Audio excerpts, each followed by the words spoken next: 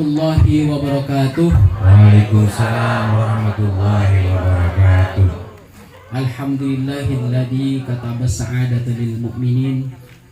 Asyhadu an la ilaha illallah wa asyhadu anna Muhammadan abduhu wa rasuluh wa huwa waliyul muttaqin.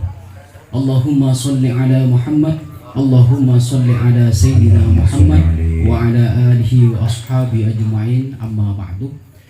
Alhamdulillah, perlu diketahui bahwasannya di dunia ini kita tidak terlepas dari yang namanya teman, yang namanya sahabat. Bahkan ada teman kita serumah, teman kita hidup serumah, bisa hidup sekamar atau bisa disebut rumah tangga. Jadi kalau kita punya teman maka disebut pertemanan, ketika punya sahabat bisa disebut persahabatan, atau yang ketiga bisa hidup berumah tangga. Itu semua didasarkan pada 3 hal. Yang pertama adalah kesetaraan, kesetaraan. Kemudian yang kedua adalah punya rasa malu. Jadi hubungan pertemanan, persahabatan, bahkan berumah tangga itu harus punya rasa malu. Kemudian yang ketiga itu adalah bagaimana kita bisa menerapkan sebuah hubungan itu atas dasar takwa. Yang pertama adalah kesetaraan. Yang dimaksud setara, ketika Rasulullah Shallallahu Alaihi Wasallam hidup di lingkungan orang-orang Quraisy, pribadi Rasulullah Shallallahu Alaihi Wasallam itu sangat luar biasa. Apa yang menyebabkan kaum Quraisy itu membenci Rasulullah? Yang pertama, Rasulullah itu bergaulnya dengan orang-orang miskin, orang-orang yang tidak mampu. Maka disebut Rasulullah itu Abul Yatim wal Armalah. Jadi bapaknya anak yatim, armalah itu rimal. Jadi kalau secara bahasa armalah itu rimal yang sering kita injak-injak, yaitu orang-orang kecil, orang-orang susah, orang-orang yang miskin. Jadi ini yang menjadi orang Quraisy itu dulu membenci Rasulullah. Rasulullah itu setara dengan mereka, meskipun pangkat dan Rasulullah itu jauh melebihi makhluk yang lain. Nah, jadi setara. Sampai suatu saat itu ada sebuah riwayat. Jadi ketika Rasulullah itu duduk bersama orang-orang fakir, orang-orang miskin, datang para penguasa atau para pemimpin orang-orang Quraisy. Jadi datang kepada Rasulullah ingin berbincang-bincang bersama Rasulullah SAW. Ketika mereka mendapati Rasulullah bersama anak-anak yatim, bersama orang-orang miskin, mereka merasa kewibawaan orang Quraisy itu, pembesar orang Quraisy merasa turun. Saya akan berbicara bersama Rasulullah, saya akan berbicara bersama Muhammad, tetapi Anda harus keluar dari lingkungan orang-orang miskin. Nah, jadi ketika itu pembesar orang Quraisy dia tidak mau, tidak menghendaki Rasulullah itu bersama orang-orang yang miskin. Orang miskin yang seperti apa? Alladzina yad'una rabbahum bil ghadati wal asyi yuriduna wajha. Itu bukan asal orang miskin, bukan asal orang susah. Orang miskin yang selalu berdoa di pagi sampai petang, mengharapkan atau mereka menginginkan keridhaan Tuhannya. Nah, jadi orang-orang miskin yang seperti itu, maka mereka bersama Rasulullah, sampai Rasulullah mensetarakan dirinya bersama mereka, sampai menjadi bapak buat mereka. Abul Yatim wal Armalah, bapaknya anak-anak yatim, bapaknya orang-orang susah, bapaknya orang-orang miskin. Jadi bukan hanya kriteria miskin saja. Jadi alladzina yad'una rabbahum bil ghadati wal asyi, yaitu orang-orang yang selalu berdoa, selalu berzikir. Kalau dulu para sahabat dekat dengan Rasulullah tanpa sholawat, kalau kita jauh, bahkan memandang Rasulullah, kita tidak bisa memandang Rasulullah kecuali kita bermimpi Rasulullah. Maka untuk menyambung kepada Rasulullah, maka perbanyaklah kita bersholawat. Nah, jadi kesetaraan ini yang ditentang oleh kaum Quraisy, sehingga di samping kesetaraan Rasulullah, di samping Rasulullah bersama mereka, Rasulullah juga ditentang berkaitan dengan tauhid. Nah, jadi salah satu kesetaraan Rasulullah yang banyak ditentang. Secara pribadi Rasulullah itu cocok dengan orang-orang Quraisy karena Rasulullah itu jujur, terpercaya, memegang amanah. Tetapi ketika Rasulullah membawa tauhid, setara dengan orang miskin dan fakir, anak-anak yatim, maka mereka menentang, menganggap orang kafir itu derajatnya lebih tinggi di waktu dahulu. Nah, itu yang pertama, kesetaraan. Yang kedua adalah punya rasa malu. Jangan asal kita punya teman diambil butuhnya saja. Jadi itu namanya ifrat. Jadi ada namanya ifrat. Ifrat itu sesuatu yang berlebihan. Jadi ada ifrat, ada tafrit. Jadi ada yang berlebihan positif, ada yang berlebihan negatif. Contohnya misalkan begini. Misalkan si A dan si B. Jadi si A ini luar biasa baiknya. Luar biasa baiknya, selalu membantu temannya, selalu membantu sahabatnya si B. Nah, si B ini tidak tahu diri, tidak tahu malu, tidak tahu rasa terima kasih dan malas. Selalu dibantu oleh si A ini. Maka apa yang dilakukan si A ini adalah ifrat. Berarti kebaikan yang berlebihan bukan malah menjadi baik buat si B, tetapi menjadi malas. Nah, ini namanya ifrat. Jadi ada yang namanya berlebihan dari sisi positif, ada berlebihan dari sisi negatif, yaitu tafrit.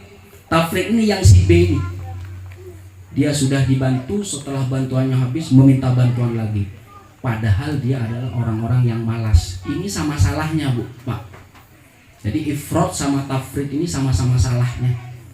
Jadi sama-sama berlebihan, tajawuzul haddi, jadi melampaui batas. Bisa-bisa ifrat dan tafrit itu akan mendekatkan kita kepada kezaliman. Jadi akan mendekatkan kezaliman kita. Kezaliman adalah tidak menempatkan sesuatu pada tempatnya. Jadi setelah tafrit, ifrat sama tafrit.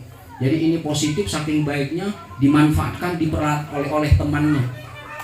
Ini orang-orang yang tidak punya rasa malu. Maka dengan rasa malu, karena rasa malu ini sebagian dari iman. Al-haya'u minal iman. Dalam tastahi fasna' ma syi'ta. Jika kamu tidak punya rasa malu, maka berbuatlah sekehendak engkau. Nah, maka rasa malu itu buat penjaga di diri kita agar tidak berlebih-lebihan. Kemudian adalah ketika hubungan kita sudah ada kesetaraan, kemudian kita punya rasa malu, tenggang rasa, saling menghormati, maka harapan yang ketiga adalah agar hubungan kita mendapat keberkahan dari Allah Subhanahu wa Ta'ala. Karena apa? Karena tidak semua permasalahan dan problem, perkara di dunia itu bisa diselesaikan oleh otak dan pikiran kita. Maka harapannya adalah kita mengandalkan Allah. La haula wala quwata illa billahil aliyil azim. Jangan selalu menempatkan tawakal itu di akhir kita melakukan sesuatu, maka letakkanlah tawakal itu di awal kita melangkah. Jadi ketika hasilnya itu positif, maka bertambah syukurnya. Ketika hasilnya negatif, maka bertambah sabar kita. Jadi ketika itu Rasulullah itu disuruh tahan. Jadi ketika ada orang kafir Quraisy menyuruh Rasulullah pergi dari kelompok itu, wasbir nafsaka, maka bertahanlah wahai Muhammad, jangan pergi dari mereka, bertahan di sana bersama orang-orang yang miskin, orang-orang susah, yang bagaimana mereka berdoa, berzikir kepada Allah dari pagi sampai petang. Apa yang mereka harapkan? Mereka menginginkan keridhoanku, yaitu keridhaan Allah Subhanahu wa Ta'ala. Maka ketika kita bermasyarakat, bertetangga, berteman, dijalin oleh pertemanan, persahabatan sampai berumah tangga, ketika kita tidak bisa menempatkan peran itu, maka bisa dipastikan akan rontok dan akan hancur. Ya Allah, ya Rahman, ya Rahim, Antal Jawadul Halim, wa anta ni'mal mu'in. Amin ya Allah, ya Rahman, ya Rahim,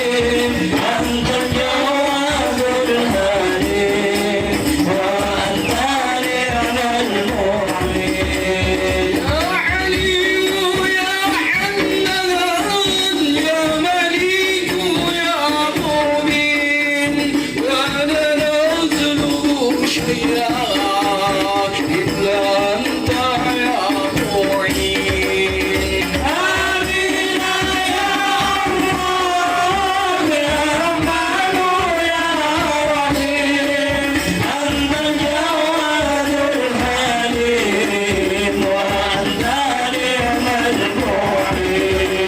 شكرنا